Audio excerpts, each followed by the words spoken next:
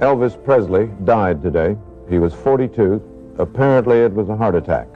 He was found at his home in Memphis. We took every account, witness, and timestamp ever recorded about Elvis Presley's final day. Then we built a model to put them back together, minute by minute. What came out was not a new mystery. It was the old one, finally laid out in order. Every gap, every missed window, and every moment that mattered more than anyone realized at the time.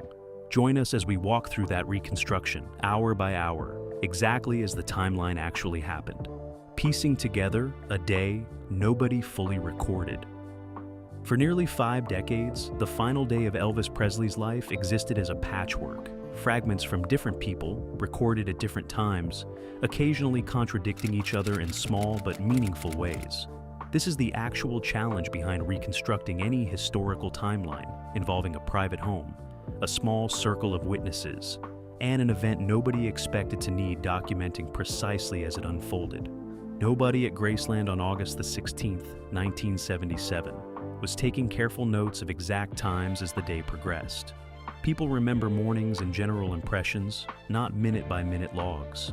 It is only afterward, once the day becomes historically significant, that anyone tries to reconstruct precisely when each moment occurred. The sources available for this reconstruction come from several distinct categories, each with its own strengths and limitations. Memphis Mafia members, the small circle of friends, aides, and staff who lived alongside Presley for years, gave numerous interviews across the following decades.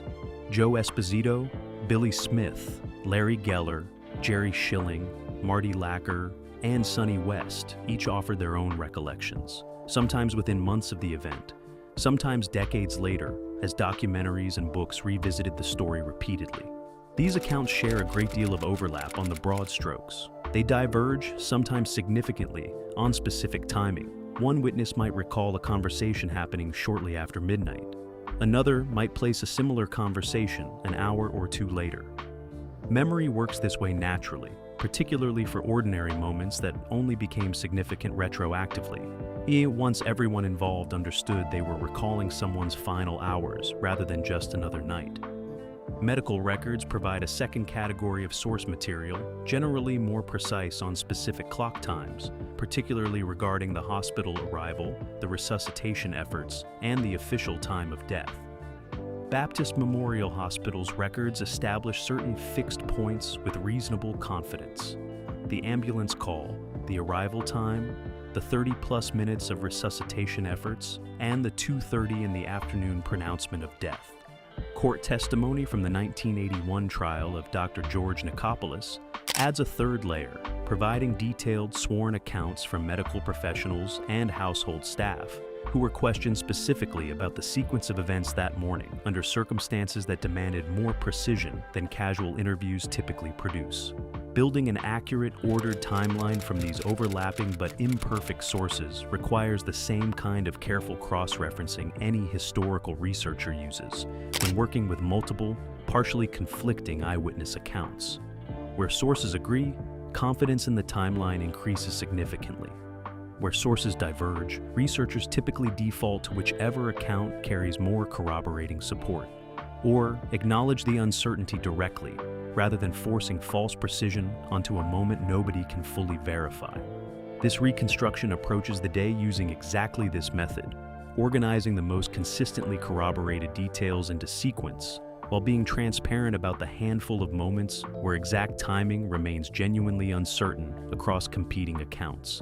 Several broad anchor points emerge clearly across nearly every version of that day given by people who were actually present. Presley's late-night routine, common throughout his final years, meant his day began, in a meaningful sense, well after midnight, rather than during conventional morning hours. The racquetball session with Billy Smith happened in these early morning hours, a detail confirmed consistently across multiple accounts. The piano session afterward, where Presley sang gospel music and, according to several witnesses, performed Unchained Melody, also appears consistently across the available record.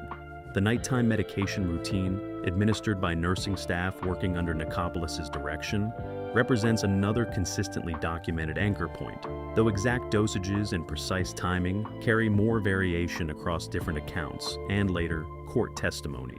What happened after Presley entered the bathroom carrying his stack of books represents the most significant gap in the available record, for an obvious reason. Nobody witnessed those hours directly. The reconstruction for this period relies entirely on what came before, the last confirmed sighting of him alive, and what came after, the moment Ginger Alden discovered him unresponsive sometime in the early afternoon. This gap, stretching across several hours during which nobody checked on him, represents both the most analytically significant portion of the timeline and the portion most resistant to precise reconstruction. Different accounts offer different estimates of exactly how long this gap lasted, generally ranging between roughly 6 and 8 hours, depending on which specific timestamps for entering the bathroom and discovering him are used as anchor points. Organizing all of this material into a single, ordered sequence, cross-referencing overlapping accounts, flagging genuine uncertainty where it exists, and anchoring the most confident timestamps against medical and court records produces a timeline considerably more precise than the scattered, sometimes contradictory popular narrative that has circulated for decades across documentaries, books, and casual retellings. This is the reconstruction this script walks through directly, hour by hour, moment by moment, exactly as the available historical record actually supports it. It begins, as so many nights at Graceland during this period did, well after most of America had already gone to sleep. The hours before, midnight August the 15th, 1977, late evening, Graceland settled into the rhythm that had defined its nights for years, by this point in Presley's life.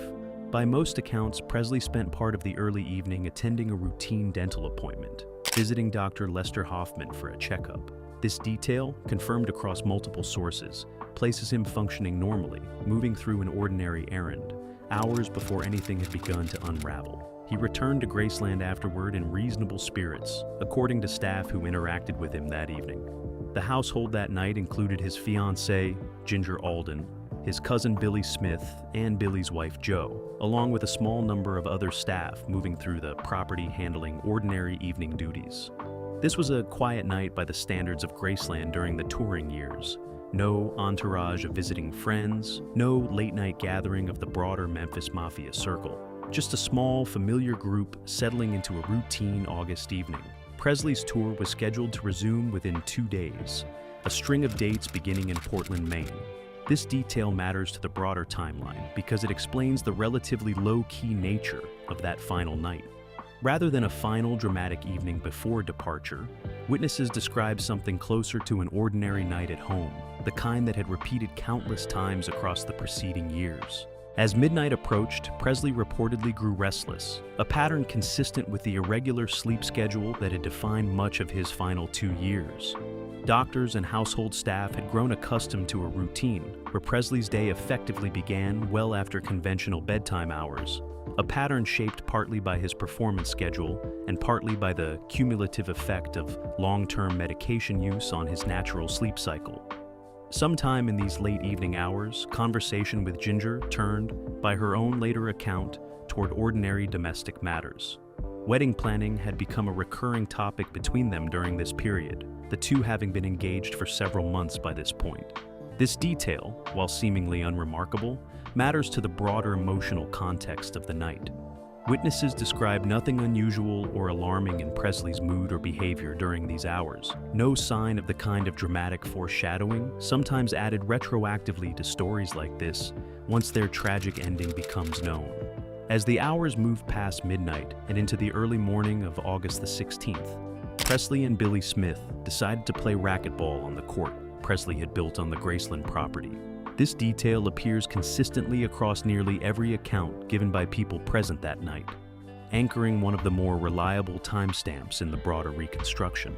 Several sources place this activity somewhere in the range of 3 to 4 in the morning, consistent with the household's established late-night rhythm. Billy Smith's recollections of this racquetball session, given in various interviews over the following decades, describe Presley moving with noticeably less energy than in earlier years, though still engaged and present, taking breaks more frequently, resting longer between points than had been typical even a year or two earlier. This detail, while not dramatic on its own, fits within the broader pattern of physical decline documented extensively elsewhere in his final 2 years. Following the racquetball session, Presley moved to the piano located in the music room adjoining the racquetball court. This detail, too, appears with strong consistency across multiple first-hand accounts. He played and sang for an extended period, by most estimates close to an hour, performing several gospel songs rooted in his childhood, along with, according to multiple witnesses, a rendition of Unchained Melody that several people present that night specifically recalled afterward, given how it would later read as an unintentionally poignant final performance. This detail carries genuine historical weight, specifically because of how consistently multiple, independent witnesses recalled it afterward. When several separate accounts, given at different times and without obvious coordination, converge on the same specific detail, historians generally treat that convergence as a meaningfully strong indicator of accuracy, even decades after the fact. By this point in the reconstructed timeline, the clock had moved well into the early morning hours of August the 16th, somewhere in the range of 4 to 5 in the morning. Presley had played racquetball, sung at the piano, and engaged in ordinary, unremarkable conversation with the small group present that night. Nothing in the available record from this stretch of hours suggests anyone present anticipated what was still to come. This matters significantly to how the broader timeline should be understood. The popular imagination sometimes constructs final days as filled with obvious, visible warning signs, dramatic foreshadowing that, viewed retroactively, should have alerted everyone present that something was deeply wrong. The actual reconstructed record from these early morning hours does not support that kind of narrative. By every available account, this was an ordinary night, following an ordinary pattern that had repeated, in broad strokes, countless times across the preceding 2 years. What changed in the hours that followed was not a sudden, visible crisis everyone should have recognized. It was something quieter and considerably harder to catch in real time.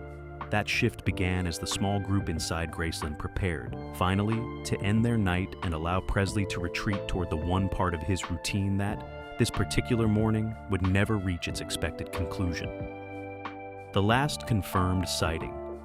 His road manager tried to revive him. He failed. A hospital tried to revive him. It failed. His doctor pronounced him dead at 3 o'clock this afternoon. Somewhere between 4 and 5 in the morning on August the 16th, the small gathering inside Graceland began winding down. Billy Smith and his wife retired for the night. Ginger Alden prepared to do the same. This is the point in the reconstructed timeline where the available record narrows sharply. Up to this moment, multiple witnesses corroborate roughly the same sequence of events. From this point forward, the record relies almost entirely on a single primary source, Ginger Alden's own account, given in various interviews and legal testimony across the decades following that night. According to her consistent recollection, Presley told her he wanted to read for a while before sleeping, mentioning he was not yet tired. This detail fits naturally within the broader pattern already established. He had spent the night playing racquetball and singing at the piano, a level of activity suggesting genuine, if modest, energy remaining, despite the late hour. He gathered a small stack of reading material before heading toward the bathroom connected to the master suite. Multiple accounts, including Ginger's own later testimony, confirm this detail with reasonable consistency. Among the books he carried was one focused on the Shroud of Turin, a subject Presley had reportedly shown growing interest in during his final year, alongside broader questions of faith and mortality that several people close to him noted had occupied more of his attention as his health declined. This detail carries weight beyond simple historical trivia. Larry Geller, who had served for years as a kind of spiritual advisor and confidant to Presley, later spoke extensively about Presley's deepening engagement with questions of faith, religion, and what happens after death during this final period. The book carried into the bathroom that morning fits squarely within this broader, well-documented pattern, rather than representing an isolated, unusual detail. Before retreating to the bathroom, Presley's nighttime medication routine proceeded according to the established pattern that had governed his final years. Nursing staff, working under instructions from Dr. George Nikopoulos, administered the sedatives and sleep aids that had become a fixed part of his nightly routine.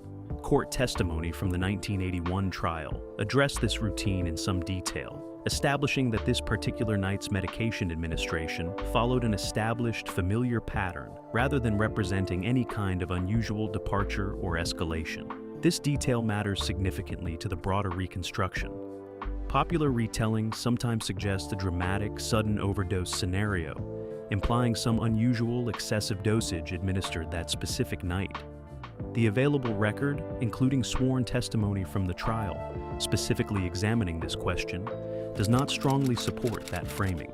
The medication administered appears largely consistent with the established nightly pattern, suggesting the underlying cause of what followed connects more directly to cumulative, long-term physiological strain than to any single, unusual event occurring that particular night. Ginger's account places her own retreat to bed at approximately 4 in the morning, with Presley telling her he would join her shortly after finishing some reading.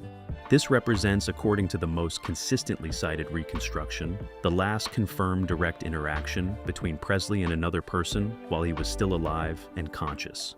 He walked into the bathroom. He sat down. By every account available, he never came back out under his own power. This is the precise point where the reconstructed timeline transitions from a sequence built on multiple corroborating accounts to a sequence built almost entirely on inference and absence.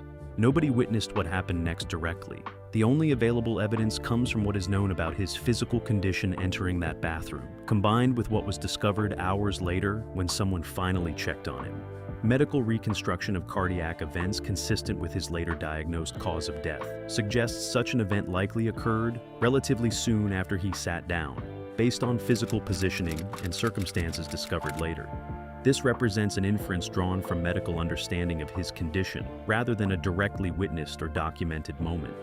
What this means for the broader timeline is significant. The last confirmed moment of Presley alive and interacting with another person occurred somewhere close to 4 in the morning. The reconstruction suggests the actual medical event that caused his death likely occurred not long afterward, while he sat reading in that bathroom, alone, with nobody aware anything had gone wrong. This places the most critical moment of the entire day, the actual onset of the medical crisis that killed him, somewhere in a relatively narrow window very early that morning, hours before anyone would discover what had happened. The gap between this likely point of crisis and the eventual discovery represents the most significant and most analytically important stretch of the entire reconstructed timeline. It is also the portion most resistant to precise documentation, since by definition, nobody was present to witness or record it directly. What the available record does establish clearly is this. By approximately 4 in the morning, every person in that house believed they were simply ending an ordinary night, with Presley retreating to read before sleep the same way he often did. Nobody anticipated needing to track time carefully from this point forward. Nobody expected this particular bathroom visit to differ from countless similar nights that had come before it. That assumption, reasonable and ordinary as it was, created the conditions for the gap that followed. A gap measured not in minutes, but in hours. The hours nobody was watching. From approximately 4 in the morning until early afternoon on August the 16th, 1977, the reconstructed timeline contains its largest, most significant gap. For roughly 8 to 9 hours, nobody checked on Elvis Presley directly. This gap did not occur due to carelessness or indifference from the people in the house that morning. It occurred because everyone present operated under a completely reasonable assumption based on years of established pattern. Presley frequently slept late into the afternoon, particularly following nights involving physical activity and extended time at the piano. A long stretch of silence from his bedroom and adjoining bathroom represented entirely ordinary behavior, not a cause for concern. Household staff moved through their normal morning routines during these hours, cooking, cleaning, managing the property's various daily operations. Several accounts from staff members present that morning describe a household functioning entirely normally, with no sense of unusual tension or concern, as the morning progressed into early afternoon. Ginger Alden, who had gone to bed around 4 in the morning, expecting Presley to join her shortly after, woke significantly later than that expectation would suggest. Her own account places her waking sometime in the early afternoon, a detail that itself reflects the household's irregular, late-shifted sleep patterns during this period. Waking in early afternoon was not unusual for anyone in that household given their established nighttime rhythm. Upon waking and noticing Presley had not returned to bed, Ginger's reconstructed actions, based on her consistent testimony across multiple accounts over the decades, involved a period of initial, unhurried checking rather than immediate alarm. This makes sense within the broader context already established. Long stretches of silence and extended bathroom visits had become unremarkable within the household's daily pattern by this point in Presley's final years. This is precisely where the reconstruction reveals something the popular narrative often glosses over. The gap was not the result of anyone failing to care or failing to check entirely. It was the result of a household that had, gradually and almost imperceptibly, adjusted its baseline expectations around what counted as normal versus concerning, a pattern consistent with broader accounts given by people like Dick Grob and other longtime staff members who later reflected on exactly this kind of gradual normalization during interviews addressing Presley's final years. Cross-referencing available accounts, the most consistently cited estimate places Ginger's discovery of Presley unresponsive at approximately 2 in the afternoon, nearly 10 hours after the last confirmed sighting of him alive and conscious. This specific timestamp appears with reasonable consistency across multiple sources, including subsequent court testimony, making it one of the more reliable anchor points within this otherwise uncertain stretch of the timeline. The reconstruction at this point shifts from inference back to corroborated multiple witness account. Ginger's discovery triggered an immediate dramatic shift in the household's pace and tone. She is described consistently across multiple accounts, immediately calling out for help upon finding him on the bathroom floor, unresponsive, his position suggesting he had been there for a significant period already. This moment represents the precise transition point in the broader timeline, from the long, quiet gap of the morning into the urgent, rapid sequence of events that would follow over the next several hours. Joseph Esposito, alerted immediately by the commotion, arrived within what multiple accounts describe as seconds rather than minutes, beginning resuscitation efforts immediately upon assessing the situation. The speed of this response, once the discovery actually occurred, stands in stark contrast to the length of the preceding gap. This contrast matters significantly to understanding the full shape of that day. The household was not slow or indifferent once an emergency became apparent. The household had simply not recognized for nearly 10 hours that an emergency existed at all. This distinction carries real weight for how the broader story should be understood. A household failing to respond quickly to a recognized emergency suggests negligence or indifference.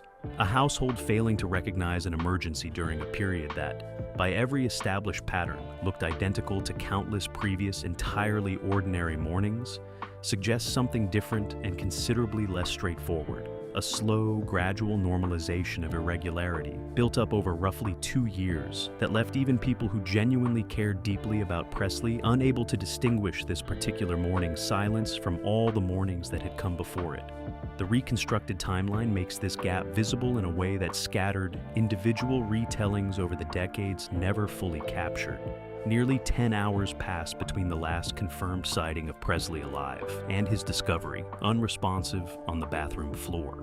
Medical understanding of his likely cause of death suggests the actual cardiac event probably occurred much closer to the beginning of this gap than the end of it, meaning the window during which any intervention might have changed the outcome was likely considerably narrower than the full 9 to 10 hour gap might initially suggest.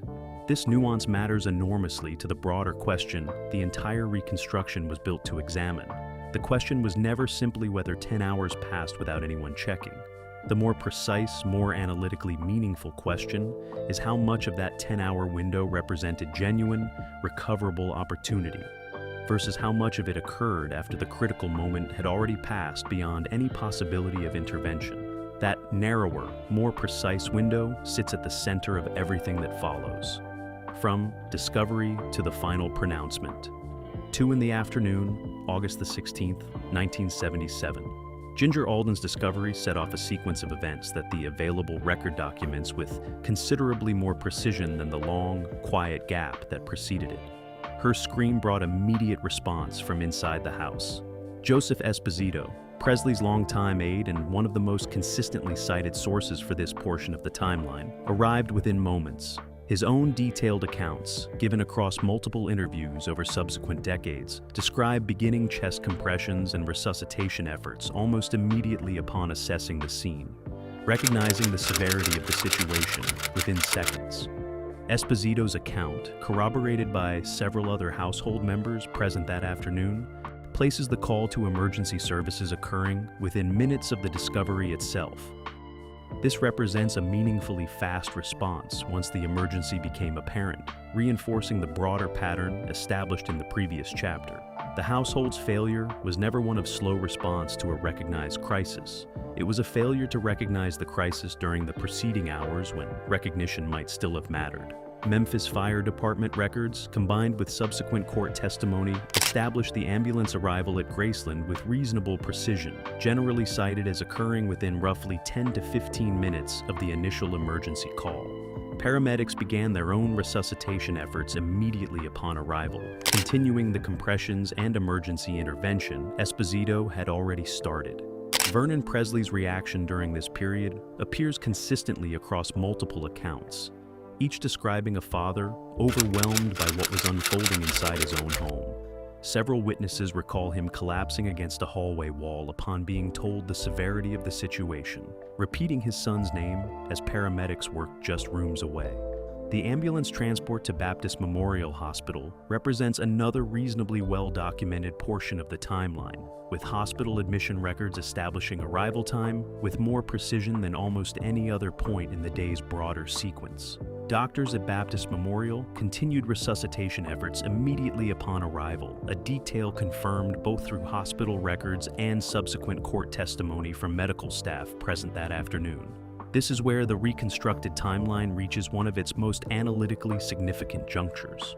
Medical professionals who later testified about the case, including specialists who reviewed the full record years afterward, generally agree that resuscitation efforts at the hospital, while thorough and immediate, faced an underlying physiological situation that had likely already progressed well beyond recoverable territory by the time of Presley's arrival.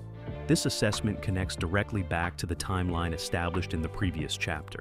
If the actual cardiac event occurred closer to the beginning of the overnight gap, sometime reasonably soon after Presley entered the bathroom, around 4 in the morning, then, by the time of his arrival at Baptist Memorial, nearly 10 hours later, the window during which intervention might have changed the outcome had almost certainly already closed, regardless of how quickly or thoroughly hospital staff responded once he arrived.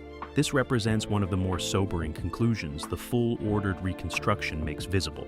The popular narrative sometimes implies that faster action that specific afternoon, once the emergency became known, might have changed the ultimate outcome. The available medical record, combined with the established timeline of his last confirmed sighting and discovery nearly 10 hours later, suggests the more critical window for any possible intervention had likely already passed, long before Ginger Alden ever opened that bathroom door. Hospital staff continued their efforts for over 30 minutes following his arrival, a detail consistently documented across medical records and later testimony. At approximately 2:30 in the afternoon, Elvis Presley was formally pronounced dead. He was 42 years old. The pronouncement itself triggered the next phase of the day's documented timeline, one defined less by medical urgency and more by the practical, administrative, and deeply personal demands of managing the immediate aftermath of a death that would, within hours, become known to the entire world. Dr. George Nikopoulos, present throughout the hospital efforts, became directly involved in the administrative requirements that followed, including the eventual formal documentation of cause of death, a process examined extensively in earlier chapters of this broader story. Medical examiner Jerry Francisco arrived to begin the formal autopsy and examination process that would, within hours, lead to his public announcement of cardiac arrhythmia as the official cause of death. Outside the hospital, word had already begun spreading faster than any formal announcement could contain it. Local Memphis radio stations reportedly received calls and tips within the hour, beginning a cascade of public awareness that would, by evening, draw thousands of mourners to the gates of Graceland itself. This final portion of the reconstructed timeline, from discovery through formal pronouncement, demonstrates a household and medical system responding about as quickly and thoroughly as circumstances allowed, once the emergency became known.